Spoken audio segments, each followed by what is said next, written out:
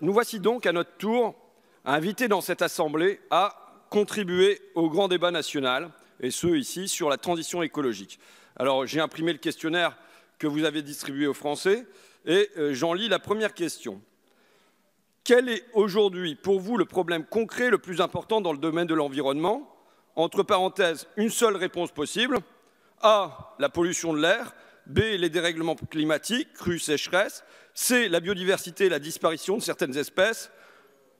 Comme si tout n'était pas lié. Comme s'il fallait choisir notre catastrophe préférée. La peste ou le choléra, vous choisissez quoi? Les poumons carbonisés, des inondations toute l'année, le désert en Picardie, le printemps silencieux.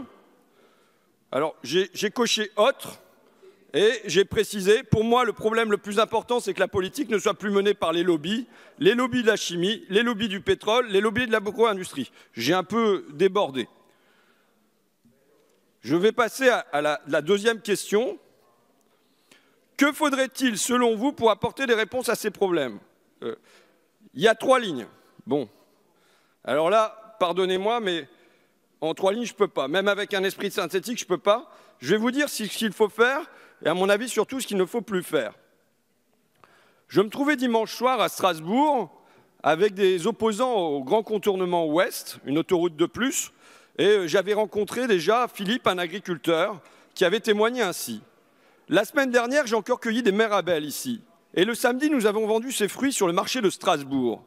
Il me racontait ça sur une colline, mais derrière lui, on ne voyait plus de mirabelliers, ni de cerisiers, ni de pruniers.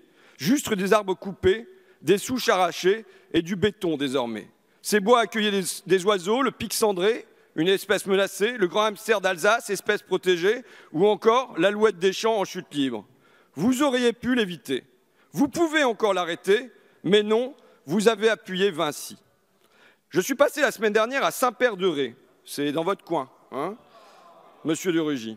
Devant moi s'étendaient des pâtures, des bocages, mais bientôt devrait s'y installer un parc surf, une mer artificielle en plein dans les terres, avec des vagues mécaniques fabriquées par un immense moteur. 1 heure de ce joujou géant consommera autant d'énergie que 4 foyers durant 1 an. Comment de tels projets sont-ils encore pensables, possibles et à vos portes? C'est que la planète est la grande oubliée de vos projets. On privatise l'aéroport de Paris, mais dans tout le texte, dans tous les débats, pas un mot sur le trafic aérien, sur son explosion, sur les émissions de gaz à effet de serre pour une minorité de voyageurs. Et tant mieux, on a l'air de dire, tant mieux si ce trafic va doubler d'ici 2050. Le glyphosate doit être interdit au plus tard dans 3 ans. C'est le président lui-même qui l'avait promis le 27 novembre 2017. Depuis, c'est marche arrière toutes. D'abord, rien n'est inscrit dans la loi, puis la sortie est repoussée à 2022, puis à 2025, puis plus du tout. Mais le sommet, pour moi, demeure le nouveau pacte ferroviaire voté ici l'an dernier. Voilà les transports, le plus gros émetteur de CO2, mais dans tout ce texte, dans cet épais texte, 0 fois le mot réchauffement, 0 fois le mot climat, 0 fois le mot biodiversité. 86 fois, en revanche, le mot concurrence. Concurrence, concurrence, concurrence, un dogme ressassé, rabâché. Vous parlez bien souvent une langue morte, marché, compétitivité, croissance, renforcer la croissance, donner un nouvel élan à la croissance, lever les obstacles à la croissance, mais contre les bétonneurs, contre les pollueurs, contre les empoisonneurs, rien. Vous faites au contraire les complices avec une loi sur mesure, une loi sur commande sur le secret des affaires. Je veux le dire à mes concitoyens, je veux le dire pour mes enfants, je veux le dire sans cruauté, mais avec sincérité. Ces ministres assis ici, ce banquier à l'Élysée, ces hommes et ces femmes qui nous dirigent droit dans le mur écologique, droit dans le gouffre de l'effondrement. C'est notre urgence à tous, vous là, derrière vos écrans. Nous devons leur retirer le volant des mains.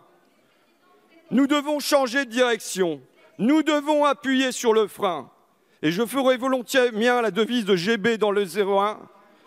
On arrête tout, on réfléchit et c'est pas triste. Et on arrête les tronçonneuses d'abord. On arrête les bulldozers d'abord. On arrête les bétonnières d'abord.